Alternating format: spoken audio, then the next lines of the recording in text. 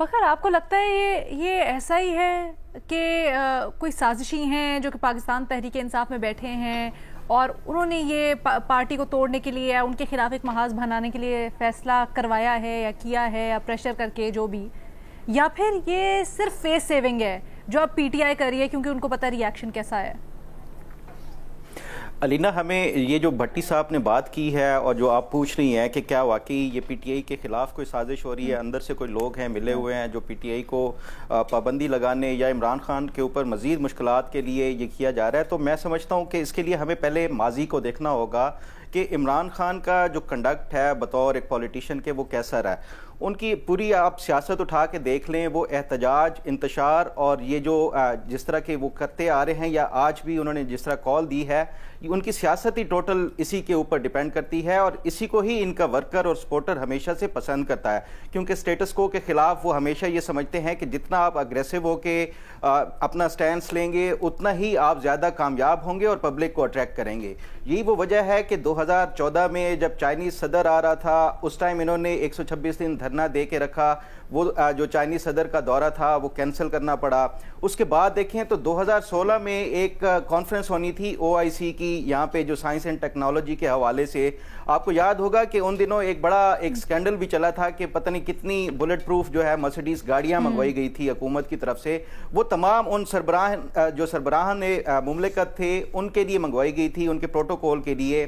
ان کی جو ایمبیسیز تھی وہاں سے یہاں سے رپورٹ گئی کہ یہاں پہ حالات اچھے نہیں ہے، پولیٹیکل انسٹیبلٹی ہے، تو اس لیے یہ جو OIC کا وہ جو موڈ تھا یا سمٹ تھا وہ کینسل کرنا پڑا۔ تو یہ پھر اس کے بعد اب یہ جو ایک پاکستان میں 1974 کے بعد کوئی اس طرح کا اس لیول کا بڑا جو ایک سمٹ ہے یا ایونٹ ہے، یہ پہلی دفعہ ایسا ہو رہا ہے کہ 15 یا 12 ممالک کے سربراہان حکومت اور باقی جو وزرائے خارجہ یا مختلف وزراء آ رہے ہیں، یہ فرسٹ ٹائم پاکستان میں اتنا بڑا ایونٹ ہو رہا ہے۔ تو یہ ایکسپیکٹڈ تھا کہ عمران خان جس طرح بے نظیر کہہ رہی تھی کہ یہ میکسیمم بارگین کے لیے، کیونکہ حکومت کا یہ ایک ویک پوائنٹ ہے، اس ٹائم کوئی افورڈ نہیں کر سکتی کوئی احتجاج کو یا اس طرح کے جو انتشار کی جو سیاست ہے، تو عمران خان نے یہ اس کو یوز کرنا ہی کرنا تھا اس ایونٹ کو اپنی جو میکسیمم بارگیننگ ہے اس کے لیے۔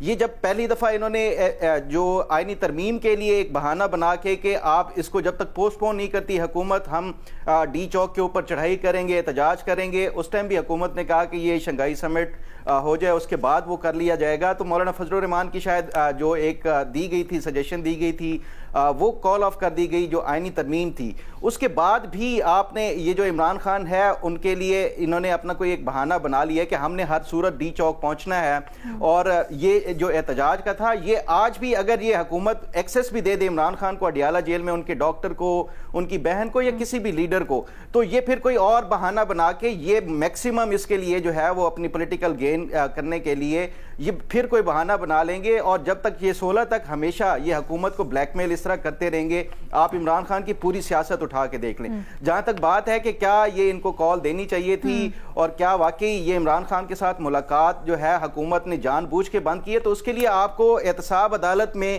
جو پی ٹی آئی کی لیگل ٹیم ہے، ان کا جو کیس چل رہا تھا 190 ملین پاؤنڈ والا، اس کی ایک اپلیکیشن اٹھا کے دیکھ لیں جس میں انہوں نے خود جو ہے ایڈجرنمنٹ کا وہ یہ درخواست دی ہے کہ جو سیکیورٹی صورتحال ہے 15 16 17 جو 14 15 16 اکتوبر کو شنگھائی تعاون کی وجہ سے، سیکیورٹی کی وجہ سے ہماری لیگل ٹیمز نہیں پہنچ سکیں گی، ہم پراپرلی تیاری نہیں کر سکیں گے، اس لیے آپ ایڈجرن کر لیں اور 17 کے بعد کسی تاریخ کو وہ کر لیں۔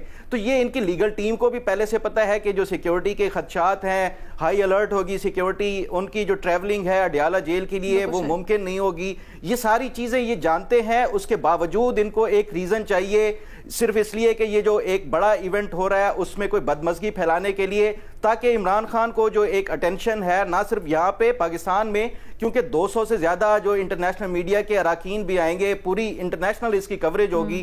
عمران خان چاہتا ہے کہ میکسیمم ان کی جو پارٹی ہے کوریج ملے، ان کا جو ایشو ہے یا کاز ہے اس کو میکسیمم کوریج ملے۔ یہ انہوں نے کوئی نہ کوئی اس طرح کا جو انتشار پسند یا جو اس طرح کا کوئی نہ کوئی وہ واقعہ کرنا ہے، تو میں یہ سمجھتا ہوں کہ یہ باقی جو ریزن دی جا رہی ہیں کہ عمران خان کو ایکسیس نہ دی گئی تو ہم نے وہ کرنا ہے، یہ صرف بلا جواز ہیں.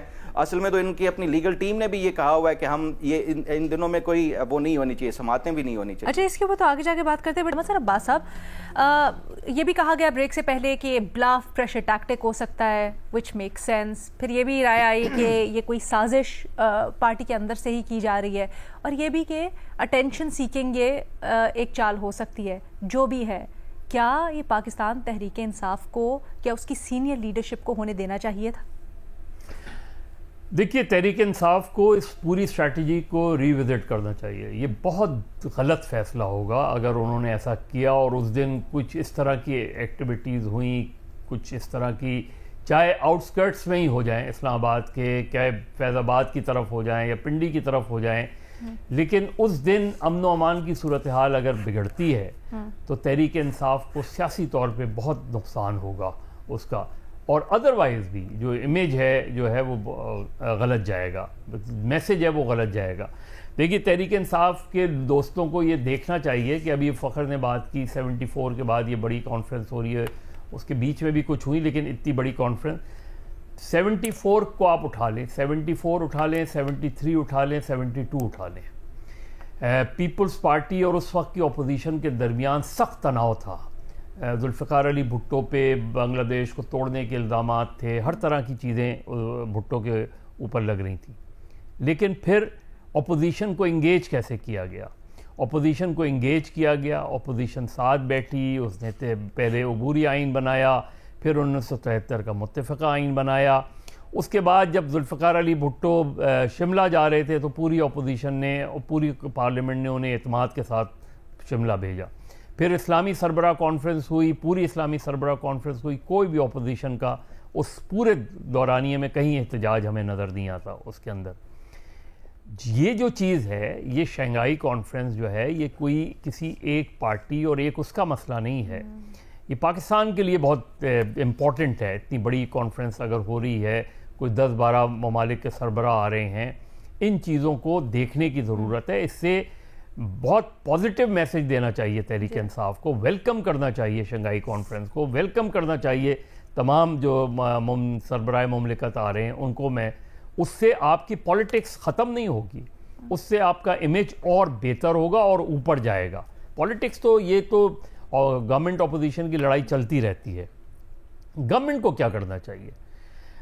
جو اس وقت تحریک انصاف کے انر سرکلز میں چل رہا ہے وہ یہ چل رہا ہے کہ جی تحریک انصاف کے بانی کو پر ٹارچر ہوا ہے، اور یہ میسیجنگ ہو رہی ہے، اور یہ میسیجنگ جو ہے وہ جاری ہے کہ اس کو روکنے کے لیے ہمیں جو ہے اسی لیے وہ نہیں ملنے دینا چاہ رہے، اسی لیے وہ سرفیس پہ نہیں آنے دینا چاہ رہے، اس طرح کی جو بھی ہے. لہٰذا ہمیں 15 تاریخ کو ڈی چوک پہ پہنچنا ہر صورت میں چاہیے.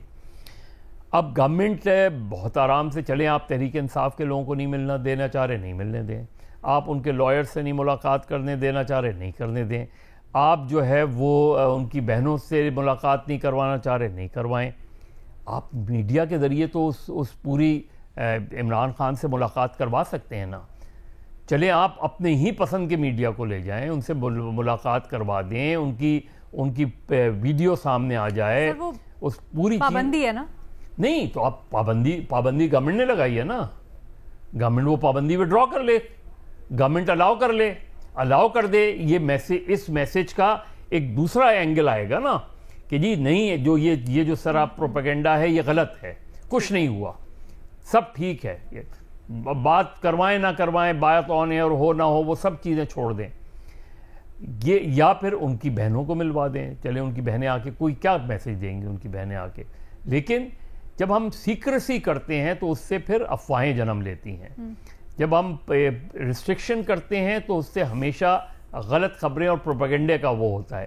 اب جہاں تک دوسرا اینگل ہے کہ ودن تحریک انصاف یہ کال کس نے دی ہے، یہ ان کی سیاسی کمیٹی نے دی ہے. کیا سوچ کے دی ہے 15 تاریخ کی کال؟